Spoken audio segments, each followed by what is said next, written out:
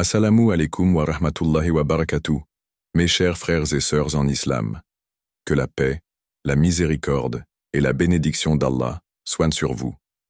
Avant de commencer cette vidéo, n'oubliez pas de liker cette vidéo, car cela nous donne beaucoup de force pour continuer à partager du contenu bénéfique.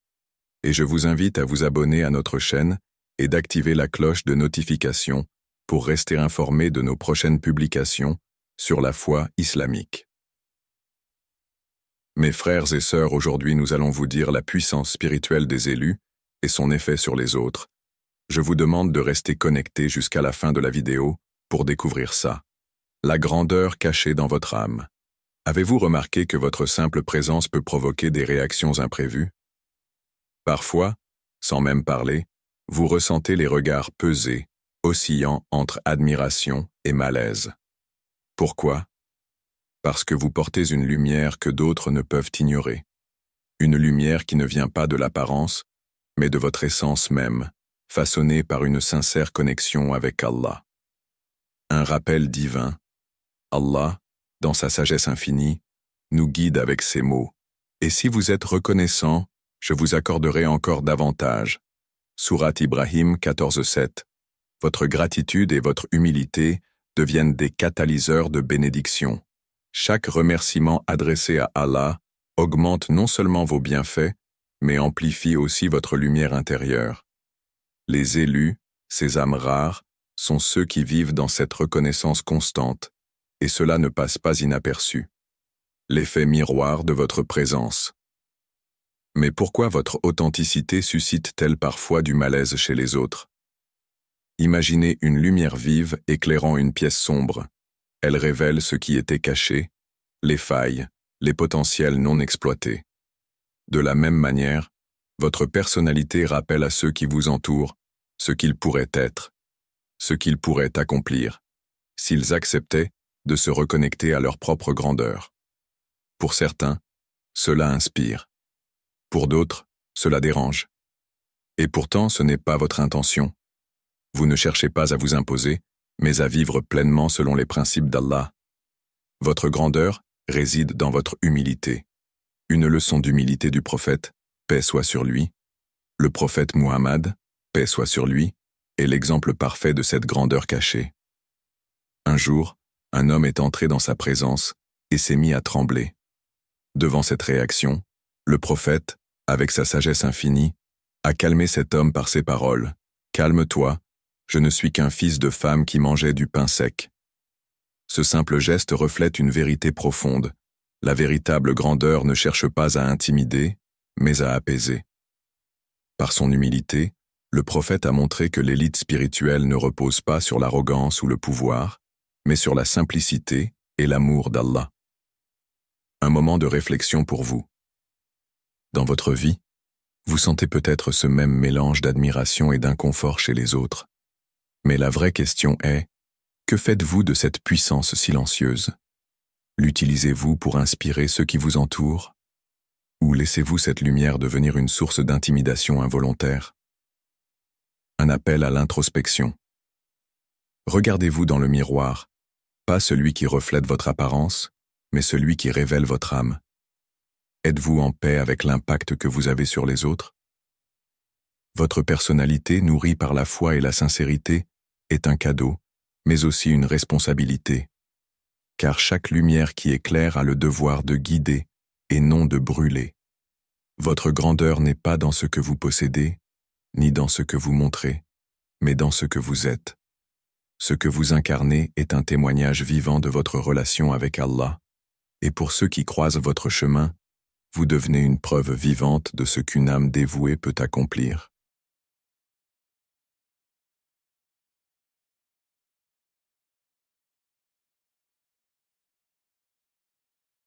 Verset pour méditer, Allah nous rappelle dans un autre verset.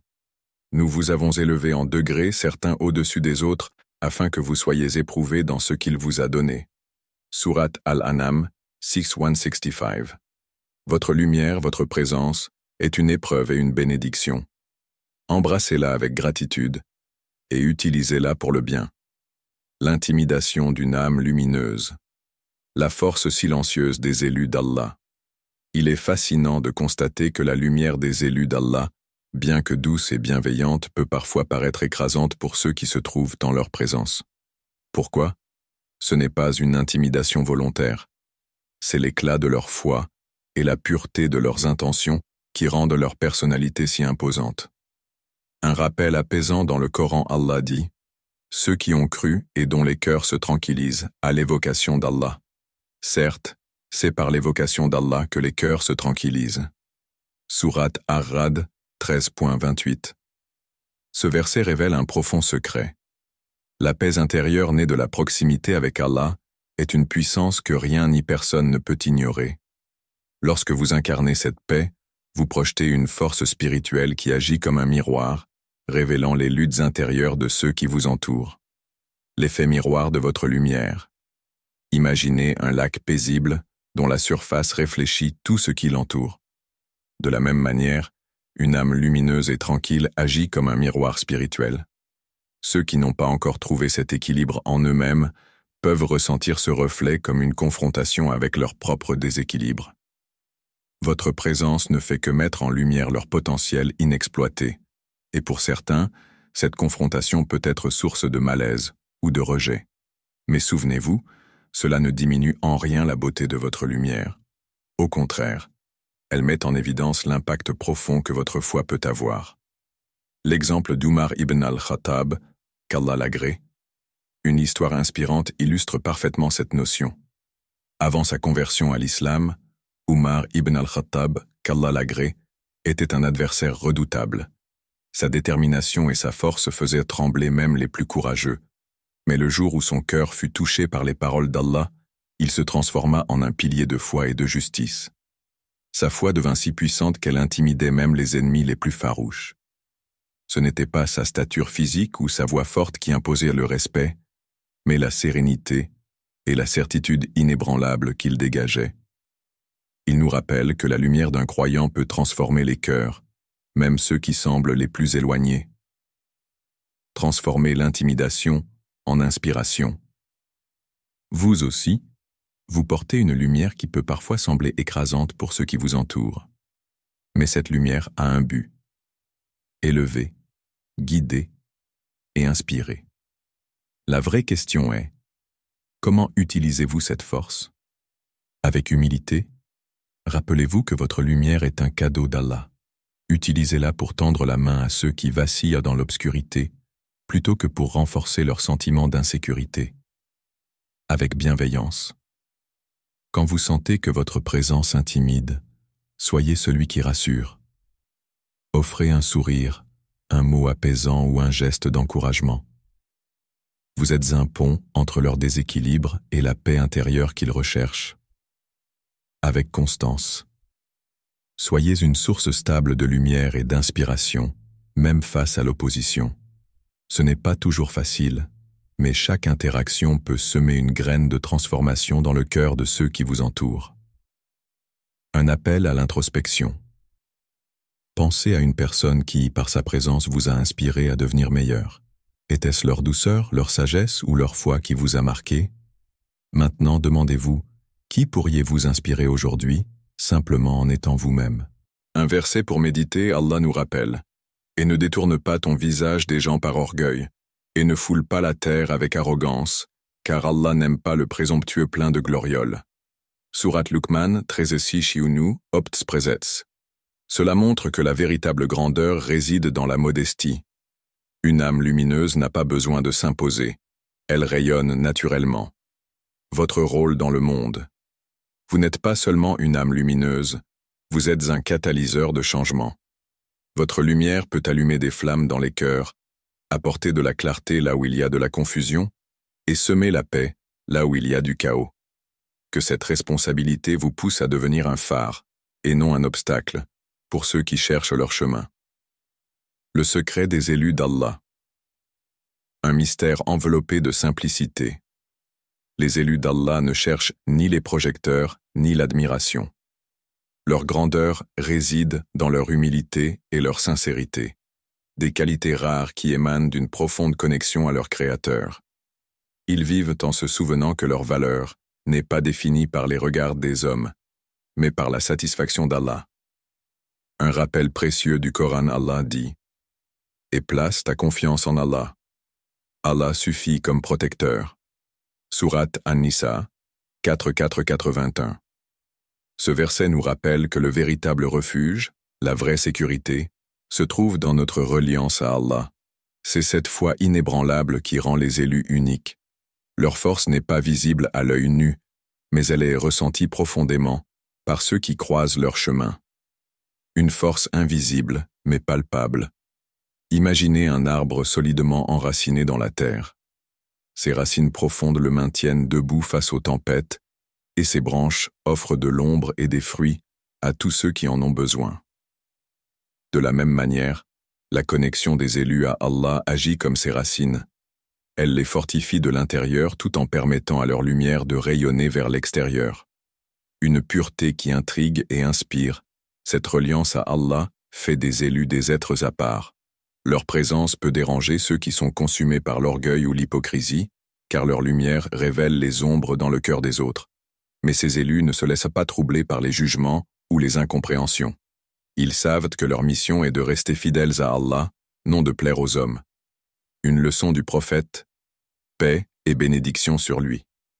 Un jour, un compagnon demanda au prophète, paix et bénédiction sur lui.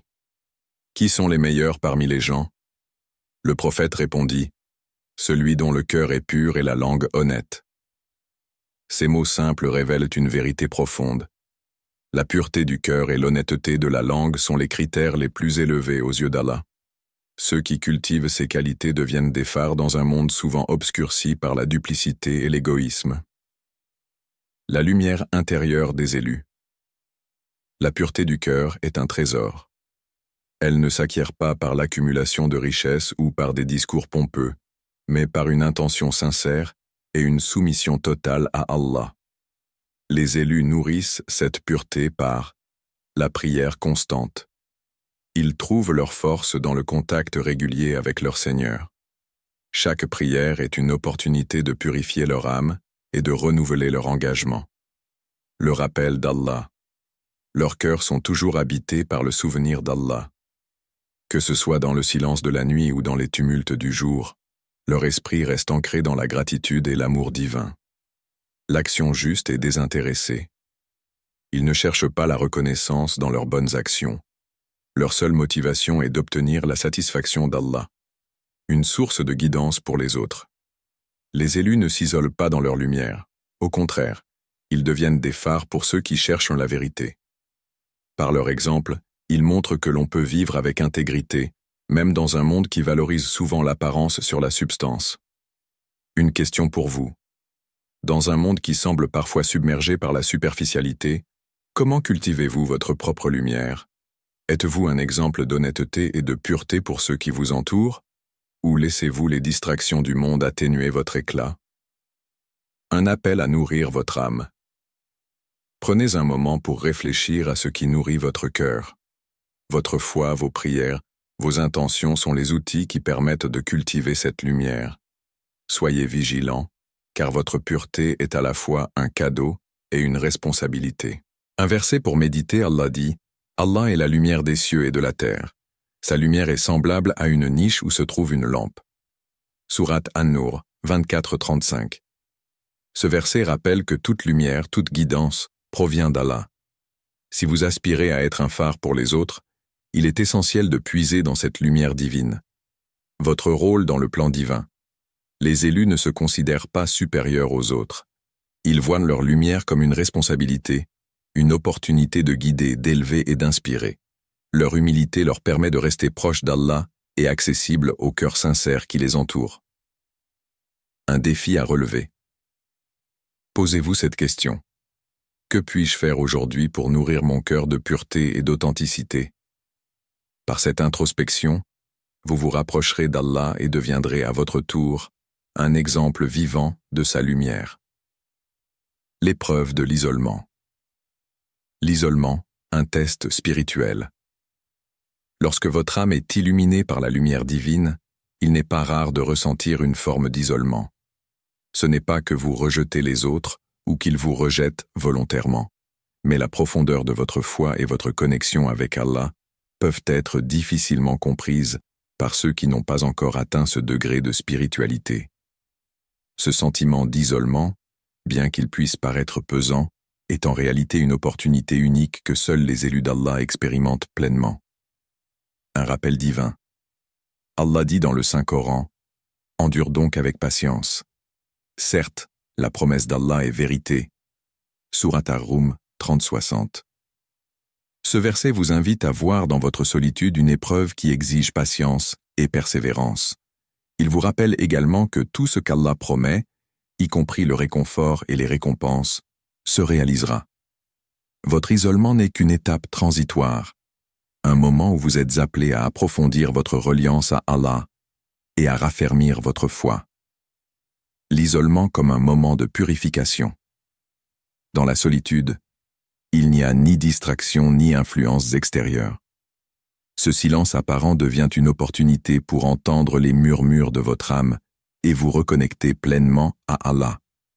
L'épreuve de l'isolement, bien qu'elle puisse être douloureuse, est une forme de purification spirituelle. Elle permet de distinguer ce qui est essentiel de ce qui est superflu.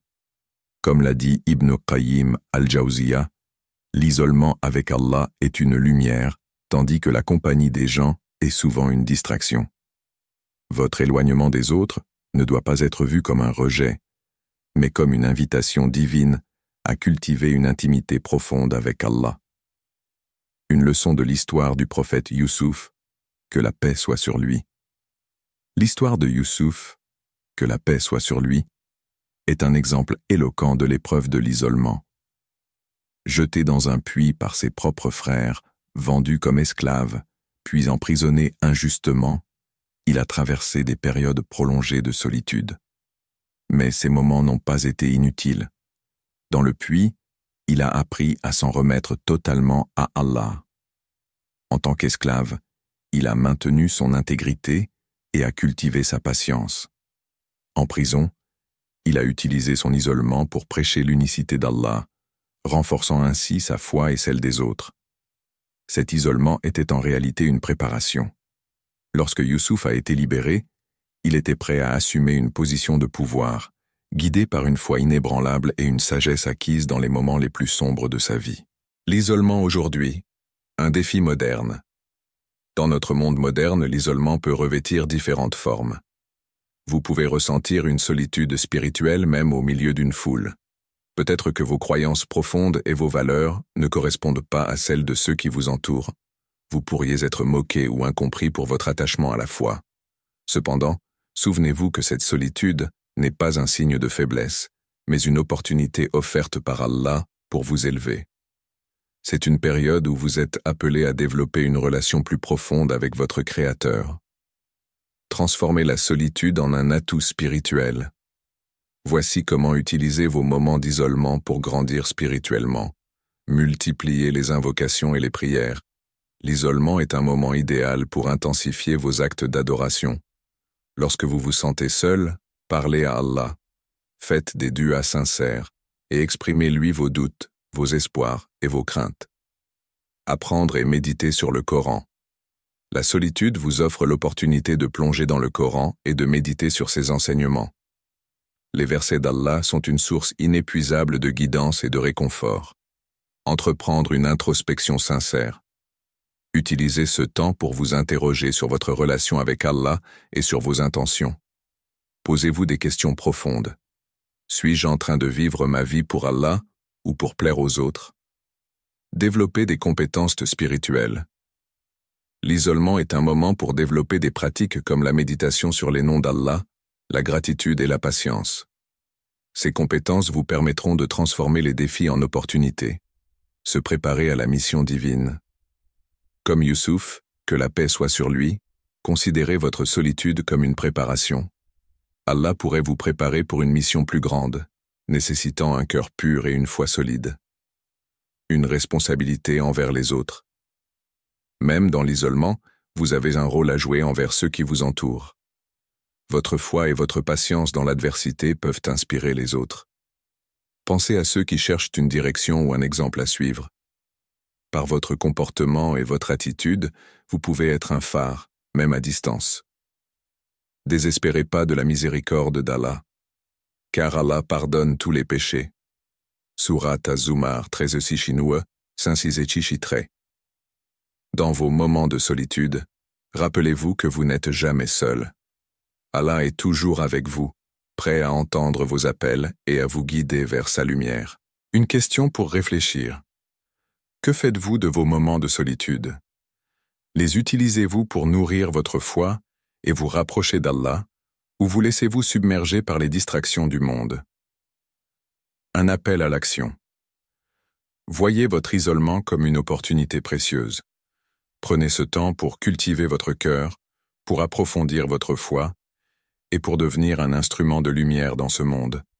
Ainsi, lorsque viendra le moment de sortir de cet isolement, vous serez prêt à remplir la mission qu'Allah a prévue pour vous. En fin de compte, l'épreuve de l'isolement est un rappel que vous êtes sous le regard bienveillant d'Allah. Transformez cette épreuve en une bénédiction, et vous verrez les fruits de votre patience et de votre dévotion éclore au moment parfait. La responsabilité des élus. Une mission sacrée. Être choisi par Allah est une faveur immense, mais c'est aussi une responsabilité qui transcende les désirs personnels. Les élus d'Allah deviennent des phares guidant les autres vers la lumière, et leurs vies doivent être des témoignages vivants de la foi, de l'intégrité et de la compassion. Chaque geste, chaque mot prononcé devient une opportunité de propager le bien et de rappeler la grandeur d'Allah. Un rappel divin, Allah dit dans le Coran, et incite les croyants à l'action. Peut-être Allah arrêtera-t-il la violence des infidèles. Et Allah est plus redoutable en puissance et plus terrible en punition. Surat An-Nisa 4-4-84. Ce verset souligne l'importance de l'action et de la responsabilité. Être élu implique d'encourager les autres à agir pour le bien, à se rapprocher d'Allah et à se détourner des voies qui mènent à l'égarement. C'est une responsabilité collective, mais aussi individuelle, de vivre selon les enseignements divins. Une lumière qui brille à travers les actions. Les élus d'Allah se distinguent non par leurs paroles, mais par leurs actions. Leur vie témoigne de leur foi, la justice dans leurs décisions. Ils cherchent à agir équitablement, peu importe les circonstances. L'humilité dans leur succès. Ils reconnaissent qu'ils ne sont que des instruments dans les plans d'Allah. La patience dans l'adversité. Ils acceptent les épreuves comme un moyen de purification et de proximité avec Allah. Le prophète Muhammad, paix et bénédiction d'Allah sur lui, est l'exemple ultime de cette responsabilité. Sa vie entière a été consacrée à appeler à Allah, à défendre les opprimés et à montrer par son comportement ce que signifie être un serviteur sincère du Créateur. Une histoire inspirante. Une fois, un homme est venu voir le prophète Muhammad, paix soit sur lui, pour lui demander « Qui mérite le plus mon attention et mon respect ?» Le prophète a répondu « Ta mère ». L'homme a demandé « Et ensuite ?»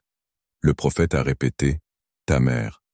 Et une troisième fois, il a dit « Ta mère ». Puis enfin « Ton père ».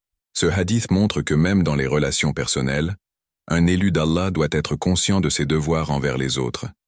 Respecter, honorer et servir les membres de sa famille fait partie des responsabilités de ceux qui aspirent à plaire à Allah. Être vigilant face à ses propres faiblesses. Porteur la lumière d'Allah ne signifie pas être parfait ou infaillible. Les élus, comme tout être humain, sont confrontés à leurs propres faiblesses. Cependant, ce qui les distingue, c'est leur vigilance. Ils sont constamment en état de réflexion, de repentance et d'amélioration. Voici quelques qualités essentielles à cultiver. L'introspection constante. Prenez le temps de réfléchir à vos intentions et à vos actions. Agissez-vous pour plaire à Allah ou pour rechercher l'approbation des autres? La repentance sincère. Chaque fois que vous vous égarez, revenez immédiatement à Allah. Rappelez-vous que l'une des qualités des élus est leur capacité à se tourner rapidement vers leur Seigneur en cas d'erreur. La quête de savoir. Les élus ne cessent jamais d'apprendre et de se rapprocher d'Allah à travers la connaissance, car celle-ci leur permet de guider les autres avec sagesse. La responsabilité envers la communauté. Être élu par Allah ne signifie pas vivre isolé du monde. Au contraire, cela implique de jouer un rôle actif dans la communauté, en aidant les nécessiteux, en éduquant les ignorants et en inspirant les autres par l'exemple. Soutenir les faibles. Les élus se tiennent aux côtés de ceux qui souffrent, leur apportant réconfort et aide. Appelés à l'unicité d'Allah, par leurs actions et leurs paroles, ils rappellent aux autres l'importance de la foi et de la soumission à Allah. Faire preuve de miséricorde. Ils traitent les autres avec douceur et bienveillance, même lorsque ceux-ci les offensent. Une réflexion personnelle. Votre responsabilité en tant qu'élu d'Allah est immense, mais elle est aussi un honneur. Comment utilisez-vous votre position pour inciter les autres à se rapprocher d'Allah? Votre vie reflète-t-elle les valeurs que vous prônez? Prenez le temps de méditer sur ces questions et de vous aligner sur les enseignements divins. Un appel à l'action. Soyez une source d'inspiration. Laissez vos actions parler plus fort que vos mots.